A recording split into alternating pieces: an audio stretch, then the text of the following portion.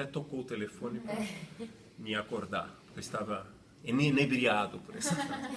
Imaginação contra o poder. Então, veja, essa frase determina uma mudança fundamental de um tipo de mídia alternativa que trabalhava no sentido da contra-hegemonia e trabalhava no sentido de usar um pouco a mídia de uma forma muito instrumental. A mídia é um instrumento para eu chegar ao poder. Ela em si tem muito pouca força. Eu uso o jornalista, eu uso a mídia para que ele me ajude a chegar ao poder e para me manter no poder. A esquerda acreditou nisso sempre. Se a gente analisar o Pravda, o jornal russo, se a gente analisar muitos jornais radicais de esquerda institucionais, a institucionalização da esquerda foi muito baseada nisso. E eu acho que isso vigorou até anos 70, até parte dos anos 80, a lógica foi essa. Todo o jornalismo sindical, todo o jornalismo de oposição, mesmo na América Latina, trabalhou muito nessa linha contra-informacional. Era preciso produzir uma contra-informação. Era sempre contra que você trabalhava, para derrubar o regime, para implantar uma nova ordem, uma nova lógica. Eu acho que isso mudou. E aí, mudou, inclusive, no sentido de negar essa frase imaginação no poder. E mudou quando? Mudou em meados dos anos 90 com o zapatismo, com o movimento zapatista. Por quê? Porque os anos 90 eram anos onde a lógica liberal estava estabilizada. Acabou. Tá certo? Tem uma ordem contra a qual não há o que se fazer. De repente, o movimento zapatista veio com uma tal força e uma tal carga, onde, imagina, quer dizer, no sul do México, né, um estado pobre, de indígenas, de repente se subleva num momento onde no mundo não estava acontecendo absolutamente nada, e aí o que emerge no México não é só a forma política de luta, mas a importância que ela dava aos meios de comunicação. Uma importância diretamente proporcional à estratégia de luta deles. Né? Uma aproximação com a tecnologia, com a internet que estava nascendo naquele momento, de forma totalmente autônoma e acreditando que os meios de comunicação não são instrumento para nada. Eles são, eles mesmos, uma forma de vida que precisa ser reinventada. Então o zapatismo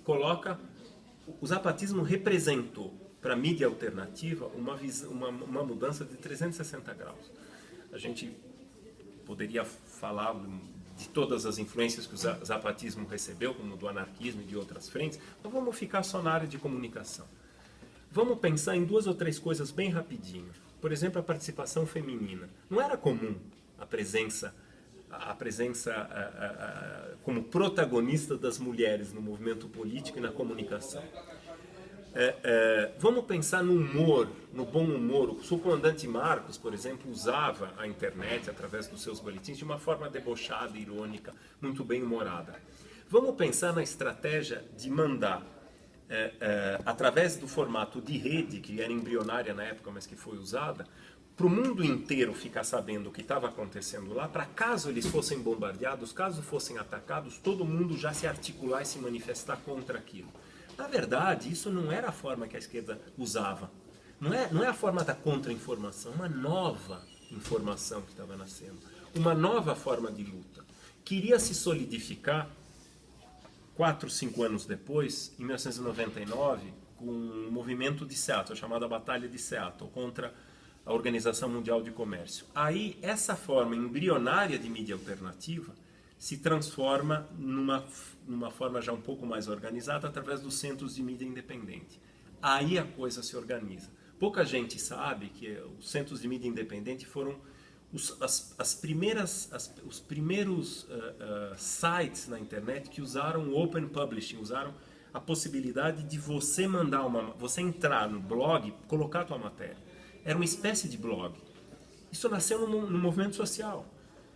Então, vamos lembrar da primeira definição, né? A imaginação contra o poder. Na verdade, essa imaginação aponta, seja para uma nova forma de luta política, um novo desenho político, mas uma nova forma de uso dos meios de comunicação.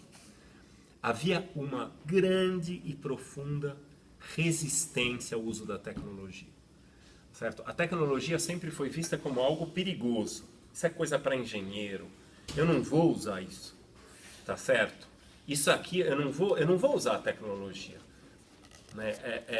Os movimentos sociais e políticos, em relação à estética, em relação às artes, em relação à tecnologia, sempre tiveram uma resistência.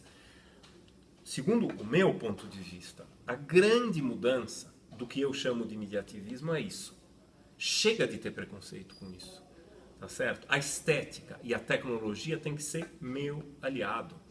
A gente tem que usar a tecnologia. O Centro de Mídia Independente, o que foi?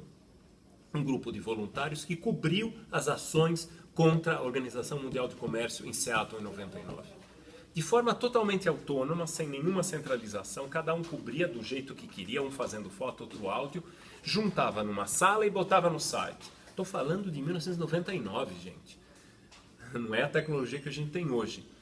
Isso, o que sinalizou o Centro de Mídia Independente? Que era possível você criar em rede uma forma de luta alternativa, que preza a estética, que preza os meios de comunicação e que, na verdade, está botando um pezão na tecnologia digital. Está virando o jogo da Mata Atlântica, está reflorestando. E outra coisa, quer dizer, em que outro lugar que a gente ia lutar?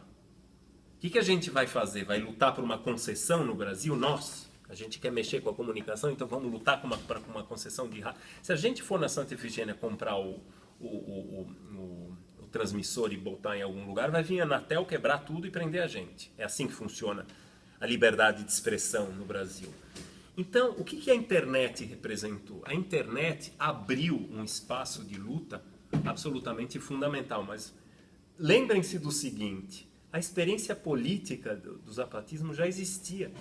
Então, quando a gente entra na internet, a gente entra com uma base política, social e tecnológica muito robusta, a ponto de que muitos estudiosos, né, que estudaram isso a fundo, até hoje dizem que as grandes conquistas tecnológicas, uma delas é o Open Publishing, mas mesmo os algoritmos que depois criaram o Twitter e o Facebook, nasceram de lutas políticas. É que as pessoas que trabalhavam no movimento social acabaram depois formando as suas próprias empresas e trabalhando no privado. O Twitter é um caso desse. O Facebook não tanto, porque o Zuckerberg tem outra história.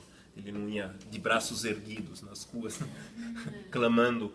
Isso é importante porque as pessoas acham, né, que o Mídia Ninja caiu do céu. As pessoas acham que o movimento Occupy foi da lua que veio. As pessoas acham que os indignados espanhóis surgiu do acaso. E se esquecem que esse é um movimento lento, gradual, de conquistas políticas e sociais, que vem de muito tempo. Mas que os grandes marcos foram o movimento zapatista e foi o movimento de Seattle de 99. Na verdade, esses dois marcos históricos criaram um novo conceito de mídia alternativa, que vem desaguar inclusive no Brasil. Eu não estou querendo me gabar, mas no ano passado, com as jornadas de junho, eu não me surpreendi com algumas coisas. Era óbvio que no Brasil ia acontecer alguma coisa, no mundo inteiro tinha acontecido. Por que a gente é diferente no quê? Era uma questão de tempo. De tempo. No mundo inteiro, em cada lugar do mundo já tinha tido essa efervescência que se canalizou em alguma forma de meio de comunicação. Certo? E aqui se consagrou esse formato de transmissão ao vivo tipo Mídia Ninja. Então, a mídia alternativa, ela tem, assim, o papel verdadeiro dela é respirar. E aí, eu vou voltar a dar o exemplo do punk, do hip hop, do grafite e de qualquer manifestação que atinge um grupo social que está fechado de forma claustrofóbica num lugar sem nenhuma chance de expressão ou de circulação. Você tem duas ou três alternativas. Ou você se mata, ou você se bate com a cabeça na parede, ou você abre a janela e começa a gritar. O punk é isso. Até na forma de expressão o punk é isso. O hip hop também. Né? Só que não é só isso. Depois do grito vem o corpo. Depois do corpo vem a articulação com a cidade, o espaço. O hip hop é maravilhoso nesse sentido. Tem o MC, tem o picho ou o grafite e tem a música. Então é um pacote completo de resistência ao fato de você ser impedido de andar, de se manifestar e de criar. Tá certo? Criar. Então a mídia alternativa é essa imaginação contra o poder porque ela quer criar. Nós somos, o que nos define é a capacidade de criação, não é capacidade de reprodução. Nós não somos gado reprodutor. Nós não nascemos para imitar os outros. Certo? Aliás, eu acho que ninguém nasceu, e nem os bichos nasceram para imitar. Eu aprendo cotidianamente com os bichos, aliás, ultimamente mais com os bichos do que com os seres humanos. Tanto eu não acho que os bichos também tenham...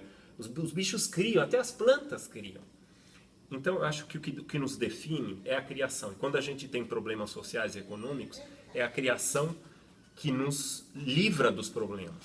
Então, a mídia alternativa é esse grito punk, essa possibilidade da gente inventar e criar uma nova forma de vida dentro da esfera da comunicação, não necessariamente de resistir ao poder. A resistência ao poder institucional, é uma decorrência dessa criação, né? Mas é uma parte pequena. O importante é você ocupar o espaço da mídia e a partir dele inventar novas formas de criação. Né, redes sociais. O Facebook é uma excelente forma de comunicação que ajudou no movimento da Primavera Árabe muito. Só que ele não nasceu para isso, ele nasceu como uma forma de poder e controle. Não se iludam. Não se iludam. Certo? Só que ele foi subvertido. Ele foi subvertido. Alguém abriu uma janela no Facebook e gritou e cantou o seu hino punk. E aí o Facebook abriu uma possibilidade, abriu uma claraboia. E aí todo mundo vai atrás. E aí por que eu não vou usar o Facebook? Desculpe. Porque é uma coisa imperialista? Tudo é imperialista, não tem nada fora do sistema. Eu preciso abrir, eu preciso quebrar coisas. No limite, eu sabendo que ele é uma... Aí o Assange, o pessoal todo nos ensina, né, os cuidados que a gente tem que ter com essas ferramentas. Se possível, não deixar o nosso IP soltas. Mas tem momentos que não tem jeito, e vai o IP mesmo. Então,